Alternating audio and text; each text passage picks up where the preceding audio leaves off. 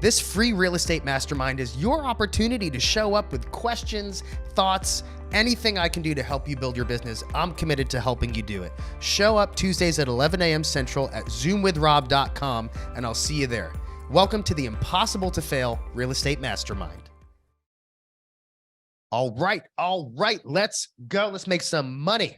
Talking about money in the bank account from closing more real estate deals. Welcome to another episode of the Impossible to Fail Real Estate Agent Mastermind. The purpose of this is to literally it's like free group coaching, all right?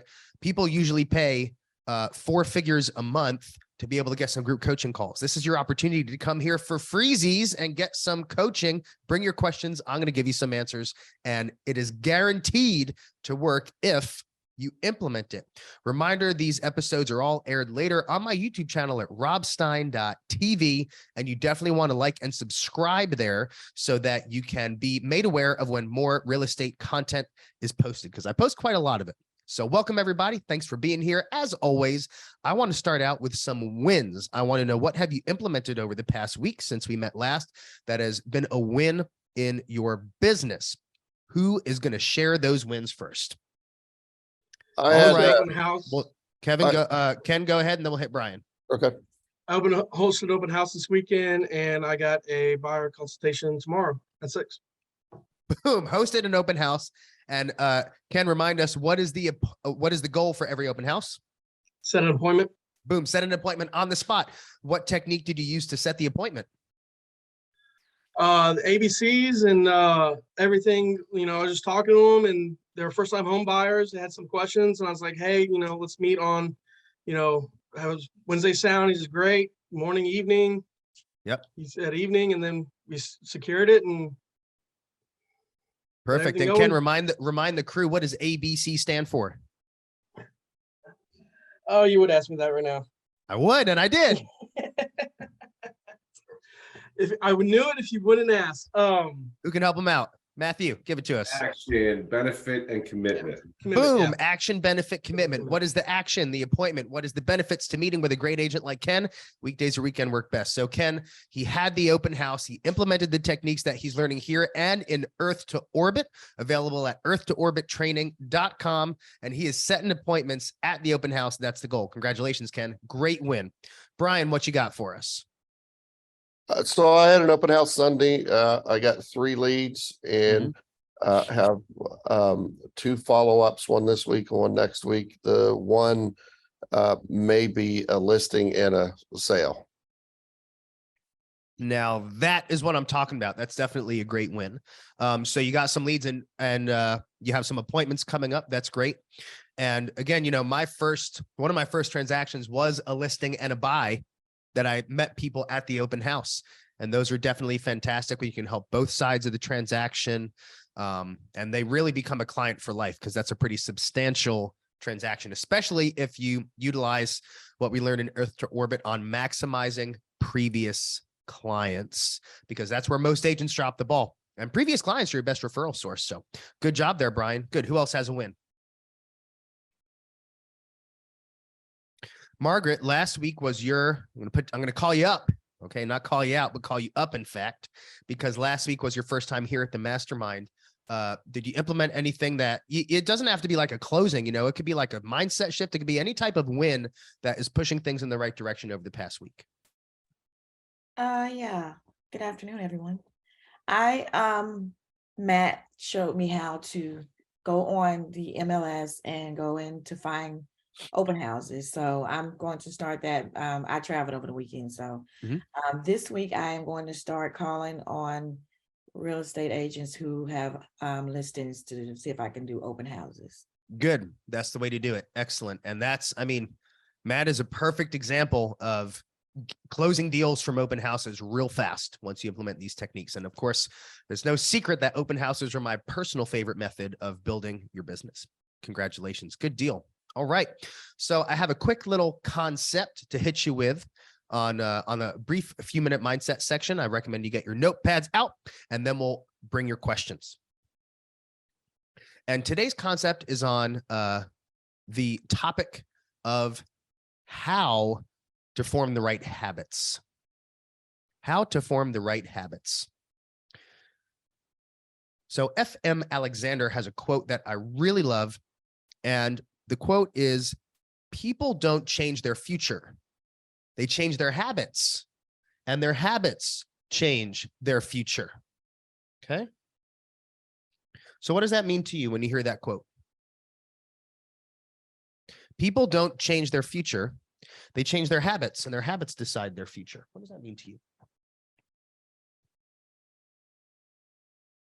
That means when you make changes in what you do, then your future changes with the, you know what I mean? Like if you change a habit, then your future changes because you're not doing the same thing you've been doing. That's right. That's right. You have to do different things. And keep in mind that maybe the habits that got you to one point in your career will not necessarily be the habits that get you to the next point. So regardless of the success you achieve, you always have to be open-minded on, you know, what is going to continue moving me in the right direction. Now, how would you define a habit?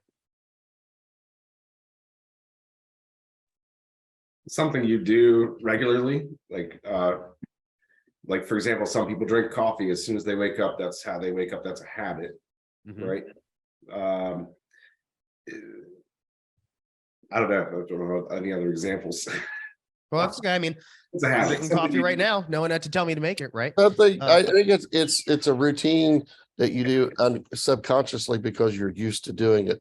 You've done Okay, it good. like that. Yeah. Routine you do subconsciously. Can there be good and bad habits? Yes. Mhm. Right. Good. Now that's all great answers. And most commonly that is how people answer when I ask them, how would you define a habit? They say it's something that you do, you know, regularly without really having to put a lot of thought into it. It's kind of on autopilot. And so let me ask you the next question. If there's a new habit you want to form, does it typically start out as muscle memory? Yes or no? No. No, it doesn't. Okay. So that's the topic of today's call is how do we form new habits? How do we form new habits? Well, I believe that habits don't actually start out as habits, because if we define a habit as something that kind of happens without you really needing to think about it, that takes time to develop. Habits, in fact, start out as disciplined decisions. Habits begin as disciplined decisions. Taking that a step further, I define discipline as doing something that you don't want to do. You're not motivated to do, you don't quote unquote feel like it, but you do it anyway. Much like courage is acting in the face of fear. You're afraid, but you act anyway. It's not courage if you're not afraid to do it. Courage only exists when fear is present, and then you act anyway. So discipline is when there's something you got to do, you got to do, it's necessary. You don't really want to do it. You're tired, you're whatever excuse you're making for yourself, but you do it anyway. That is discipline. So habits start as disciplined decisions. You make a conscious effort to do it every day. And there may be some days when you're implementing a new habit that you don't feel like doing that thing, but you still need to do it. And I encourage you that if what you feel like doing and what you know is necessary, if those two things are different, you must choose what is necessary. I have this sign on my desk my mom got for me. Check it out. Okay, this is Winston Churchill. It's not enough that we do our best. Sometimes we have to do what's required. And I keep it right on my desk because I'll be honest with you.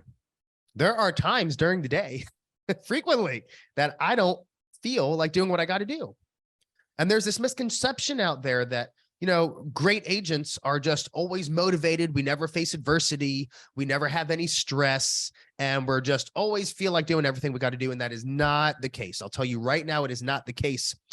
But the agents that really get what they want, the people that really get what they want in life are the ones that make the right disciplined decisions every day. So if habits start out as disciplined decisions, then the question is, when does that magic transition happen that moves it from a disciplined decision that you consciously have to make an effort to a habit that is kind of more on autopilot? When you just do it without even realizing, consciously thinking about doing it, it's just, you just do it. That's right. That's right. Absolutely. So the question is, what happens? What period of time or event happens that makes that transition, right? Because something needs to happen for that choice to become more subconscious. And I'll tell you when that happens. One way to look at it is, well, is it a certain window of time? So there is a kind of a benchmark that research has shown that 66 days is kind of an average benchmark, depending on the habit. But I want to be very clear that that is not a guarantee. That is not a guarantee that, okay, on day 67, what's up with this? I still don't feel like doing the thing, right? Sometimes it can take less, sometimes it can take longer. But I'll tell you when I believe that magic shift happens from disciplined decision to subconscious habit. I believe it is when you get a significant result that proves the value of the disciplined decision that you're making. When something happens that you go, whoa, this is worth it. I'm addicted to these results. I can't imagine living without these results. That is when the habit is like, boom, set in stone and becomes more self-conscious, because now it just becomes part of your being. So I'll give you two examples. I'll give you a business example and a personal example, because obviously habits extend outside of business. But I also believe that really good habits on the personal development side of things do feed into your success in the agency world. So from a business perspective, right? Let's say the habit of hosting open houses every weekend. When I got started with my license, it took me 7 months to get my first commission checks, and it took me 5 months to get my first clients. And I was a new agent in a new city, and I did open house with my wife. We were a team every Saturday, every Sunday, without fail. We did open houses, and it took time, and we weren't getting any traction initially. And there would be days when we'd come home from our open houses and, you know, in tears, staring at each other like, what did we do? Why isn't this working? Do we need to stop? Like, should we quit? Like, should we, you know, I mean, we were really, it was hard. It was some really dark times there. But we said, no, failure is not an option. We're going to keep pushing through. And eventually we really started winning. We started setting appointments, and in February of the following, it was about 7 months later after I got my license, closed my first 3 deals in the same week and made almost $50,000 that week. So that was the result that turned hosting open houses from disciplined decisions into a habit. Every weekend, I made a disciplined decision that, yes, I have to just keep going, right? Failure is only failure if it's permanent. I'm going to get what I want. Doesn't matter what it takes. Not going to give up. Not going to let that happen. And we pushed through. And then, but it was still a disciplined decision. It was, I have the faith in myself. This is going to work. I don't have the proof of concept yet, but I have the faith in myself. And then when we got those results, that was the thing that said, hey, this works. I'm addicted to these results. I want these kind of results all the time. And then hosting open houses, it didn't take discipline to do that anymore. The motivation was through the roof. Rob, what are you doing this weekend? Hosting open houses, obviously, right? Like there was no one had to try to convince me to do that. It became a habit. And so that was when that magical transition happened. On a personal level, I used to be quite out of shape and overweight before I got into the bodybuilding world here. And the thing that really got me in shape was the P90X program. Anybody remember that one? Tony Horton, right? Working out in your bedroom. You just need a pull-up bar and some adjustable dumbbells or resistance bands. And that was the thing that really changed my life. Now, I didn't know anything about working out. I had never stepped foot in a gym. I had tried all sorts of stuff and nothing was working. And then I got that program, and I really liked that it was a blueprint, just like Earth to Orbit is a blueprint, right? Just follow the blueprint. Don't even think about it. Just follow the blueprint and it works. And so same thing with P90X. I really liked that it was like, hey, don't even think about it. Do these workouts, eat this food, you're good. And so the first 90 days of the program, I really stuck to the workouts, but I didn't really stick to the nutrition because that was hard for me. And I'd never really focused on it. And so at the end of the 90 days, I had like some results. Like I was a little stronger. I could do some of the exercises, but my body didn't look like super significantly different. And I was like, man, I don't have that after picture. I don't have the magical six-pack on the beach transformation that everybody had. So what's up with that? And I said, you know what? I'm going to do it again. And I'm going to make the disciplined decisions every day to stick to the nutrition this time, because that really seems like that's the thing.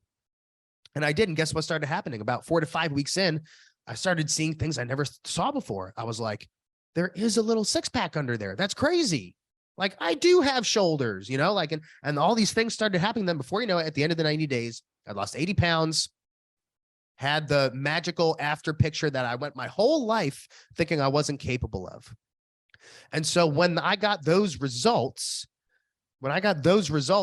that's when the nutrition went from disciplined decisions to habit, where no one had to tell me I didn't have to have discipline to eat clean anymore and really be on top of my nutrition, because I was addicted to those results. I never want to live without those results. And that became solidified as a habit, subconscious habit, where it's just how I am now. It's a way of life.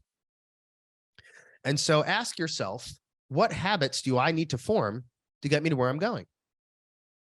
And I guarantee you know the answers. You don't need to ask me what those habits are. I guarantee every single person on this call or watching this on YouTube at some point knows what needs to be done. So you need to ask yourself a couple questions. Number one, why aren't you doing it? There's a why. It's not a how. Well, I don't know how to do this. Sure you do. And if you don't, there's literally billions of ways for you to figure it out. When it comes to the real estate business, if you're invested in Earth to Orbit, like most of you are here, the how is not an excuse, because I've covered every single aspect of the how in the course. The question is, why aren't you doing it? There's a reason. You got to do some self-reflection here. But then the second part of the question is, okay, I just have to make a disciplined decision to do it. And it's okay if you don't feel like doing it. But the biggest difference is the agents that crush it and make the money and have a consistent pipeline of closings are the ones that just do it, whether they feel like it or not. And someone in the chat just posted, I feel paralyzed. And you know what? I used to feel that way too. Raise your hand if you feel or have ever felt that before. Analysis. Yeah. So we're not alone here. Every single person in the world feels that sense of what I call analysis paralysis, or like, I know I got to do this. I'm just like frozen. I can't take action. And what I encourage you to do is just think about it as one disciplined decision at a time. Don't think, you mean I got to do this forever, every day? Don't even think about that. Just say, I'm going to make this decision today. I'm going to be faced with one decision at a time, and I'm going to make a disciplined decision right now to do this one thing. But when you actually do it, you realize it's really not as hard as you thought it was. When I coach agents and I talk about cold calling, you know, you don't got to do cold calling forever, but I think if you have no deals, you better not be picky about what you want to do and just start doing it. And once you do it, whoa, it's not that hard. It's not that hard. Oh my gosh, this works, right? I was so afraid. When you feel paralyzed, it's because you're afraid of something. There's some fear that is causing you to not take action. But guess what? Ask yourself, what's the worst that could happen? Am I going to get hurt? No. Am I going to die? No. Right? Is someone going to punch me in the face if I ask them for an appointment at an open house? No. There's nothing to be afraid of. Start taking action. And to a certain extent, I can't help you beyond that, right? There's no like magic powder that's like, if only I knew the perfect, and then I wouldn't be afraid anymore. You're going to be afraid. You're going to be afraid until you do it. And you just have to make the disciplined decision. Am I going to do this or not? And then and that's when you got to do what's necessary and not necessarily what you feel like doing. But once you do what is necessary every single time, that is what moves you in the right direction. Now, I want to ask you one question before we move on to the Q&A part of this. Have you ever felt like maybe you look at a successful agent? Because we're all agents here, and that's the point of this mastermind. You look at an agent that's crushing it. They got the car, they got the closings, they got, you know, they got a team of people or whatever. And you look at them and you go, They just must have something that I don't. They're blessed with an X factor that I don't have. They have it. I don't have it, and I'm never going to have it. That's just how it is. Has anyone ever thought that? Let's be honest here. Come on, raise your hand if you thought that. Okay, good. I used to think that too. But here's the deal. That's not true, because we all have the same capabilities. The difference is that those agents do things differently than you do. If you did the same things they did, you get the same results. There's two things that are at play here. Number one, we all have the same 24 hours in the day, and they maximize their time differently than you do. When people are like, Rob, how do you manage? How do you have a real estate company and coach a team? You still have a real estate business. You travel, you speak, you coach, you wrote a book, and you have a music business. Like, how do you do all that? And you work out every day, and you're a father and a husband. How do you do that? I utilize my 24 hours differently than you do. And I have different habits. That's it. We all have the same potential here. And I used to be a middle school music teacher without a license. So if I can make that, anyone can do that. It just comes down to forming the habits and utilizing your time the way that will actually push you to your goals. And of course, in Earth to Orbit, at earthtoorbittraining.com, that's where you learn how to do that. That's where you learn the mindset you need. That's where you learn the actions to take. That's where you learn how to time block. All of those things are covered for you. And then the how is completely removed. Because all the time agents are like, oh, if only I knew how to do this, if only I knew how to do that, life would change. Well, when you invest in the course, you know, you have all of those hows at your disposal. And then the only factor that's left is you. And that's what these calls are for, to help you break past those barriers. So make the right disciplined decisions that are going to move you in the right direction, because that's what you need to do. Now, I'm going to go to the chat as we start anything. Let's see. My biggest struggle, time management and sticking to the blocks of time. Okay. Right on. Well, we could talk about time blocking a little bit if y'all want, or we could talk about something else. Show of hands if time blocking would be helpful, or we can talk about something else. Okay, we'll hit time blocking real quick, and then we'll have a few more minutes for Q&A. Now, first thing I'm going to direct you to do, if you want to learn more about time blocking, is go to robstein.tv, and I have a video there on time blocking. It's called Time Blocking, the Blueprint of Your Day. So again, the YouTube channel, simply robstein.tv. That's the URL you enter, Stein. And I recommend that you like and subscribe to the channel so that when there's new content posted, you get a notification, because I post at least 3 YouTube videos every single week that are going to help you make more money and further your personal development. And obviously that's all great free content. So let's talk about time blocking as the blueprint of your day. All right. Now, the premise of time blocking, let's ask, what is time blocking? If you were to define it, how would you define it? Blocking out periods of time throughout the day for certain activities. That's right. Perfect. Perfect summary, Matt. Thank you. It's making a schedule where every single window of time in your day has a designated assignment. So let me show you an example of the ideal week schedule that we have in Earth to Orbit that people get when they invest in the course. And I'm going to go ahead and expand this, and we'll do a quick demo here. All right. Y'all see that one, the ideal week schedule? Yeah. Brian, give me a thumbs up if you see that. Got it? Okay, perfect. So all you do, you go into Excel, Google Sheets or whatever, and you make a template like this. And you see that I like 15-minute increments. Now, when you invest in Earth to Orbit in the business planning section where we talk about time blocking, you get this exact template, and you also get the blank Excel sheet to make your own template. And you can see that everything simply has a window of time, right? You got your exercise time, practicing Earth to Orbit time, your workday windup, which I teach you what that is, your lead generation time, your lead follow-up time. You got your lunch time slotted in, your showings. Okay, everything that you need to do, open house prep, right? Schedule your open house on Wednesdays, as I teach you how to do. Everything has its own block of time.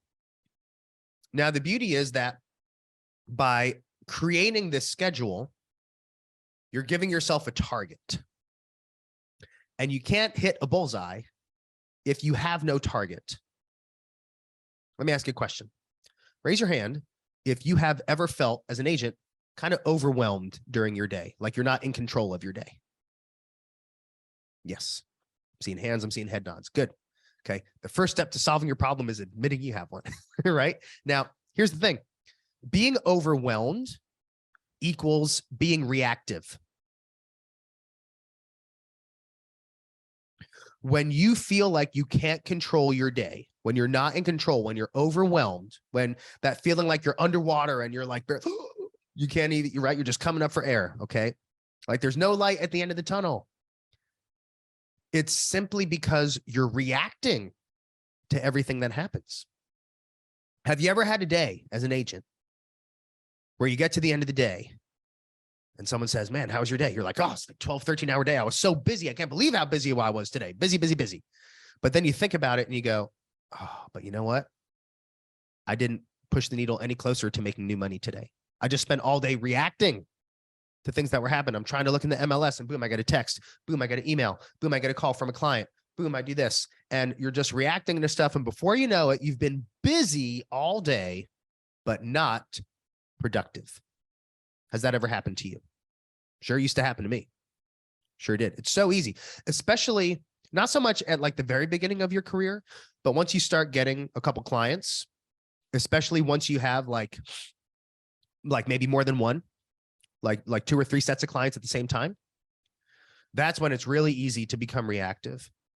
And that tipping point is when your time management has to be locked in if you want to be able to take it to the next level, right? I mean, my bare minimum, I've got 7 to 8 deals in escrow at all times because I have my time management in check and I'm very protective of my time.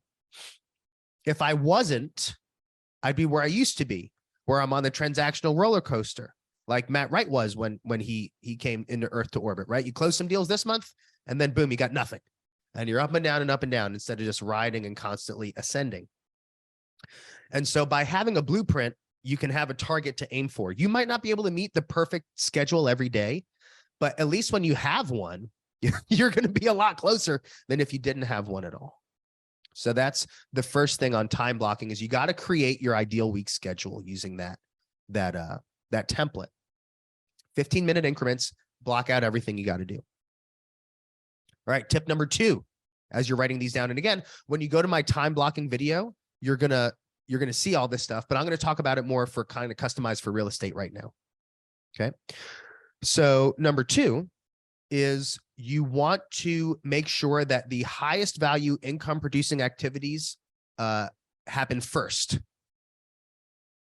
Those are the first things you should do. Those are the first things you should do, the income producing activities. So if you think back, if you watch back to the Earth to Orbit template, you'll notice lead generation, lead follow-up, and Earth to Orbit are the first things that you do. I'll show you that again. So you got your Earth to Orbit. That's where you're getting your education, your script practice, your daily drills, lead generation and lead follow-up.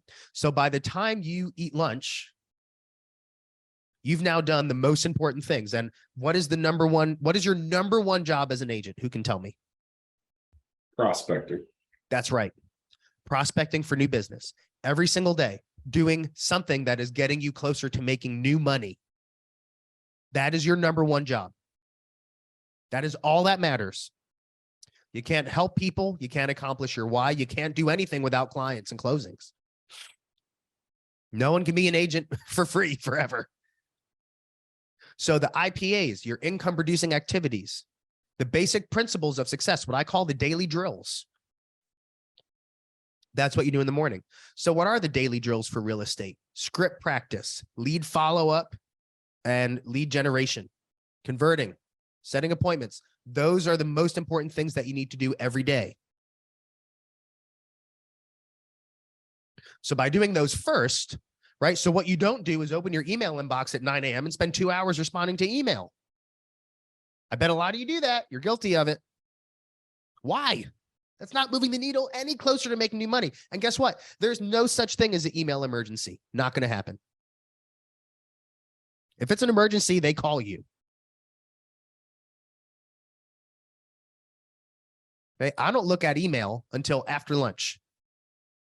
I figure if it's more time sensitive than that, I'll get a text or a call.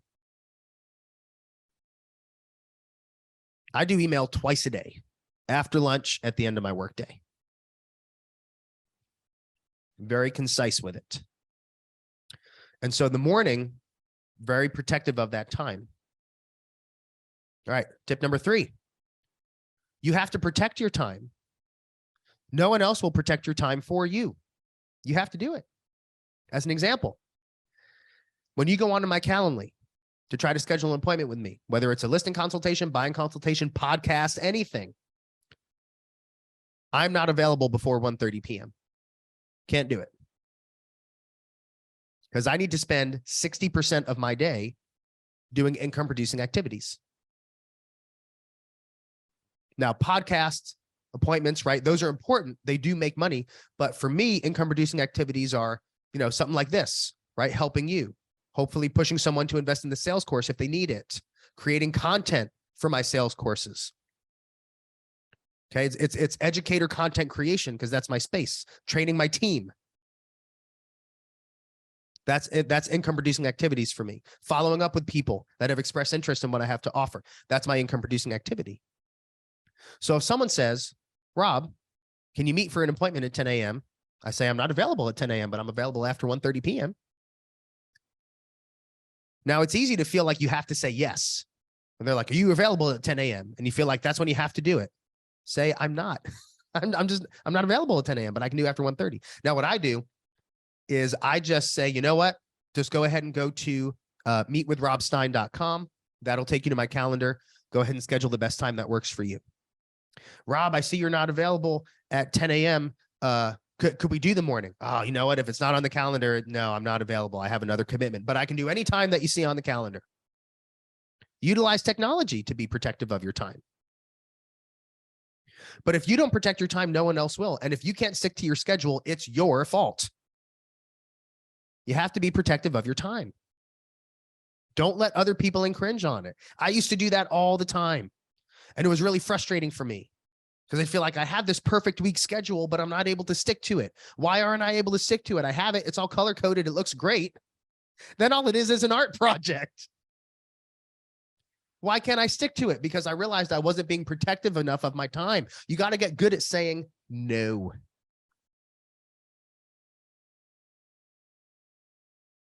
With very few exceptions.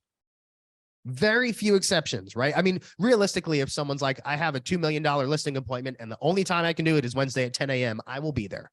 But that almost never happens. You'll be surprised at how often, because it's easy to be like, oh, if I ask them to do a different time, they're going to hate me. They're going to think I'm a bad agent. No, they won't. No, they won't. Say, I'm not available at that time, but I am available at this time. That's the hard part. Saying no. Okay, let's do it. Let's try this. Let's try this. I want everyone to say this with me. No. We're going to count to 3 and we're all going to say it together. Go ahead and unmute yourselves. Unmute yourselves. This is some very advanced stuff here. Okay, here we go. 1, 2, 3. No. No. Yeah. Let's try it again. Let's try it again. 1, ready, go. No. No. Ah, beautiful. Okay, let's try this one. Say, I'm not available then, but I am available later. 1, 2, 3. Not I'm not available then, No. but I am available later. later. See, there we go. That's it. See, the reality is, it's not physically harder to say no than yes. It's just mental for you. But guess what? No, when you start saying it, you kind of get addicted to it. It's pretty awesome. Right?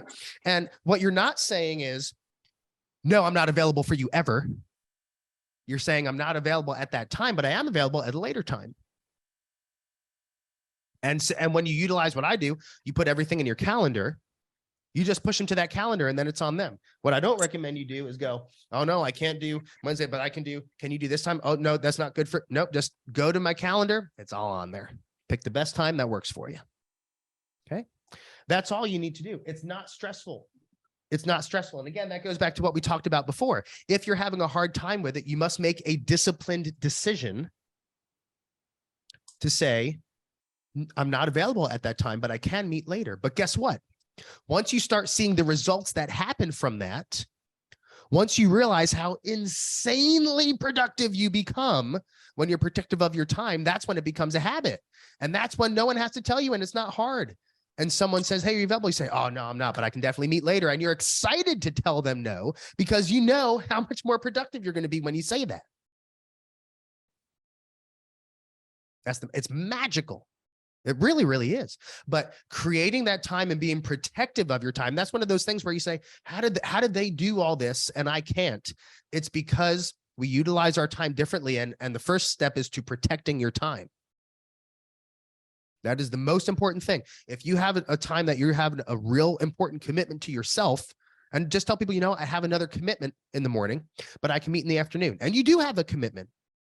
You have a commitment to yourself to build your business and be true to your business model and what you need to do. So you're not lying. Just say, I have another commitment, because you have another commitment. Your schedule is full at that time. The afternoons are for appointments. That's why in the Earth to Orbit schedule, you see after lunch, that's when the afternoon is open for showings, for one-to-ones, for all of those things that you got to do. But you got to be protective of your time, because no one else will protect your time for you. You don't have to be aggressive about it. You don't have to be a jerk about it. You can be extremely polite about it, but you just got to be protective of it. Okay, Matt, I see your hand up. What you got, buddy? Yeah, Rob, I actually had two things. I'm kind of watching this chat here too. So Brian mentioned that it's not making the schedule, sticking to it. Mm-hmm. And I have some tips for you. Do it. Have the calendar. I just get used to making a decision to look at your calendar throughout your day. And that's the best way to do it. I time block in my calendar everything from my meetings to, even if I don't have meetings and I have like my lead generation, that's in there. That's my lead follow-up, that's in my calendar. It's going to happen where we kind of overflow into other time blocks. But if we recognize that, then you can kind of rein yourself back in. And actually, I would like to point out two things. First is, I just had this very same situation where we're talking about telling people no, or you're not available. The one time it happened to me, I just had this happen, where I'm starting to control my schedule and control when I'm available for clients or follow-ups and things like that. It was over this past weekend. I had a client that wanted to tour a property at a time that I wasn't available, but they sent me the property at 9 o'clock at night, and I didn't respond because it's 9 o'clock at night and I had a very long weekend and I just took that time out for myself. I responded the next morning and they told me that I didn't respond fast enough. And I got upset with this client for, you know, they're moving on. They called another agent, got it scheduled at the time that they wanted. And I got upset at first, like, I'm working with you. You're my client, right? I'm your agent. I don't see why I needed to respond to you at 9 o'clock at night. And I talked to two other agents. So it was like just venting this scenario. And they both said, that's not the agent, that's not the client you want to work with, because their expectations will be like that through the entire deal. And it will interrupt everything you have going on as an agent currently. So if that happens to any of you while you're time blocking and you're telling people no, just move on. I let it bother me for 3 days. So I shouldn't have. But I'd like to also say Edith is on this call. Edith is, for everybody that doesn't know, is my mentor here in Delaware. And while we're talking about saying no or not available, she has taught everyone that we've worked with together ways to tell people that they're not available or to control your time block. Like if you have an hour appointment and you're coming up on that hour, she has ways to basically end the call verbally. Like if you're on a phone call you're an hour phone call scheduled with somebody, and that call's going over by 15 minutes or getting ready to go over on your time, she has a great way to express that time is almost over. So you can kind of recontrol your time block. If she'd like to share. Awesome. Rob, yeah, I was gonna see if I could comment on a couple of things. When I teach time management, and Rob and all of you have sort of touched on it, I equate that with self-management. Because my philosophy is we really cannot manage or control the time, but we can manage and control ourselves. So I call time management self-management. And the other thing is what Matt was just talking about. It's very, very important in the initial consultations or contacts with clients that we share with them how we do business, set the expectation, let them know the hours that you are available. And, if you call after that particular time, 8 o'clock at evening, or whatever your time is, or even during the day, have them leave a message with some content so that you will be able to respond to them and take care of them at the appropriate time. But the key is if you tell them you make phone calls between 12 and 1 or 1 and 2, and then again at 5 and 6 in the evening, then you got to be sure that you do it. Yep. Well done, Edith. I put my business hours in my email signature, so it's always a reminder. And keep in mind, right, if a client texts you at 8:30 at night and you respond, you're training them to say, it's okay. You can text me at night and I'll respond. And then guess what? When they do it and you don't respond, they're going to be pissed. So just another example, you got to train your clients as well. Now, I have to be protective of my time because I have a podcast coming up in 11 minutes and I got to make sure I'm prepared for it. So just a couple things for you, gang. Number one, I put in the chat orbit.robstein.com. It is the current place that you can invest in the course. Now that price is going to go up at the end of this month when we switch platforms, but everyone that gets it at the current price is going to be grandfathered in and gets all the new content that's included with it. Number two, I posted the time blocking video in the chat. So if you want to click on it right there, it'll take you right to that time blocking video. And remember, you can always just check it out at robstein.tv in order to get that and just more things that'll really keep you productive. But being protective of your time is the thing that's really going to allow you to feel in control and be proactive instead of reactive. This has been an awesome episode of the Real Estate Mastermind. Thanks for watching. We'll see you next week right here. Make sure to register at zoomwithrob.com, 11 a.m. Central every week.